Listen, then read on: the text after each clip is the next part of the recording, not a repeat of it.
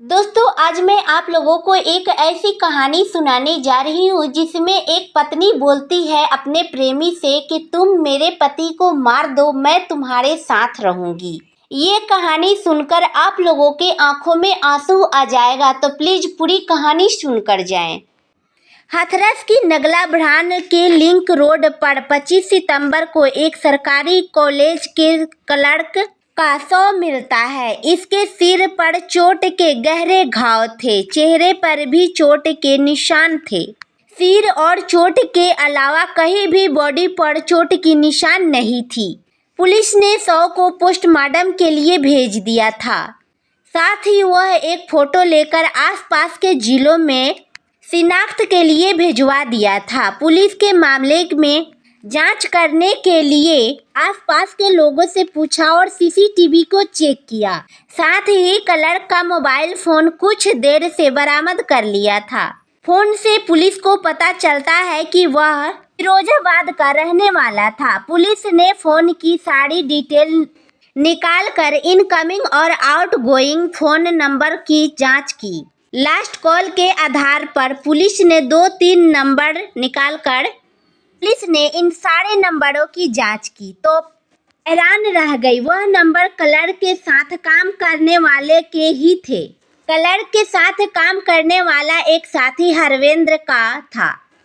Police ने मामले की ओर जांच की तो चौंकाने वाली खुलासा हुआ। पुलिस को पता चला कि इस हत्या का कारण क्लर्क की नौकरी और पत्नी का अफेयर था। इसके बाद पुलिस ने 30 सितंबर को वारदात में शामिल क्लर्क की पत्नी को गिरफ्तार कर लिया था और 1 अक्टूबर को मामले का खुलासा किया। खुलासे में सामने आया कि कैसे इन तीनों ने नौकरी और पैसे के लालच में क्लर्क की हत्या प्लान रचा और उसके धोखे से साथ ले गए और डंडे से पीटकर उसकी हत्या कर दी। क्लर्क की हत्या उसके साथी ने ही की है। वही माँ बेटे सारी चीजें ऑपरेट कर रहे थे। बड़ी बात यह है कि क्लर्क के बेटे मोनू ने हाथरस पुलिस के पास पहुंचकर 26 सितंबर को झूठी कहानी सुनाई थी। उसने पुलिस को बताया था कि पापा 3 दिनों से घर नहीं लौटे हैं। मोनू फिरोजाबाद थाने में इसकी शिकायत कराने गया था तो पुलिस को मौत की जानकारी मिली। इसके बाद यहाँ आया हूँ। क्लर्क के बेटा अपने पिता को शव को घर लेकर गया। उसने अंतिम संस्कार भी कर दिया था। अब हरवेंद्र ने बताया कि जो सुरेश का दोस्त था, मैं और Suresh Chandra Gautam DAV inter college में एक साथ काम करता था। वह डीएवी कॉलेज में टीचर है। मेरा सुरेश के घर पर काफी आना जाना रहता था, जिस वजह से मेरे करीब सुरेश की पत्नी मुझसे फंस गई या तो बोले मुझसे पट गई थी।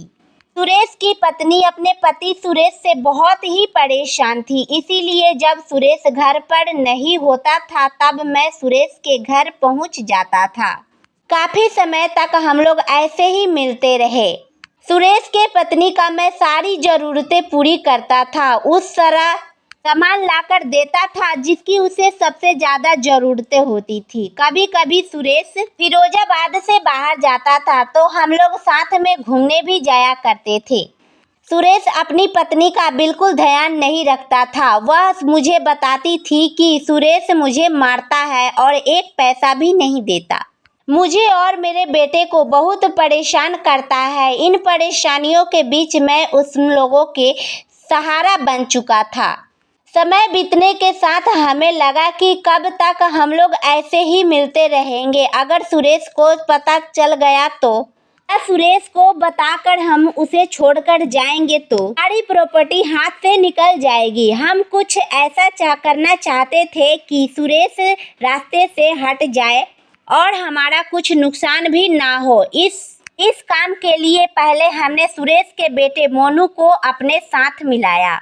वह भी अपने पिता से काफी परेशान था। हम उसने मिलकर सुरेश को मारने का प्लान बनाया और मोनू को लालच दिया कि रिटायरमेंट से पहले अगर उसकी मौत हो जाती है तो उसकी नौकरी तुम्हें मिल जाएगी और पेंशन तुम्हारे माँ को मिलेगा। ऐसा करने में पूरे परिवार का फायदा होगा। सुरेश की पत्नी ने भी मुझे बताया था कि पति को मारने के बाद वह एक घर बेचकर मेरे साथ कहीं दूर रहने चली जाएगी। हम तीनों ने ये प्लान बनाया कि मैं सुरेश को शराब पिलाने लेकर जाऊंगा, फिर कहीं रास्ते तब उसकी हत्या करके लाश को फेंक दूंगा। 20 सितंबर को हमने यहाँ प्लान बनाया। 23 सितंबर को हमने उसके घर से लेकर निकल गया। शाम को करीब 4:45 पर मैंने सुरेश को गांव पावड़ चलने को बहाने से हमने बाइक पर बैठा लिया। जलेसर पहुंचकर वहां से शराब लेकर उसको पिलाई और फिर सदाबाद की तरफ चल दिया। सदाबाद से पहले गंदे नाले से थोड़ी दूर पर गाड़ी रोक दिया।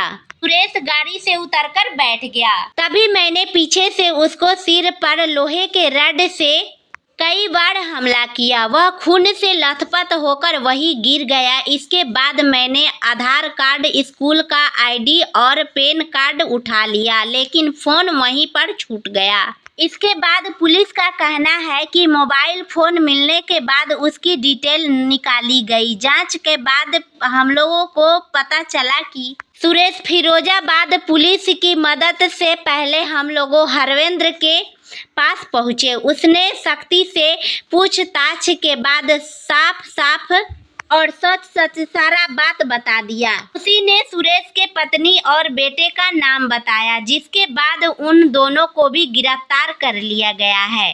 एसओजी प्रभारी सोनू ने बताया कि हरवेंद्र के पास हत्या में यूज होने वाली गाड़ी, लोहे के रड, सुरेश का Aadhaar card, PAN card, school ID बरामद कर लिया गया है। ये लोग अपने आप को जल्द ही बचाने के फिराक में थे, लेकिन उससे पहले तीनों को गिरफ्तार कर लिया गया है।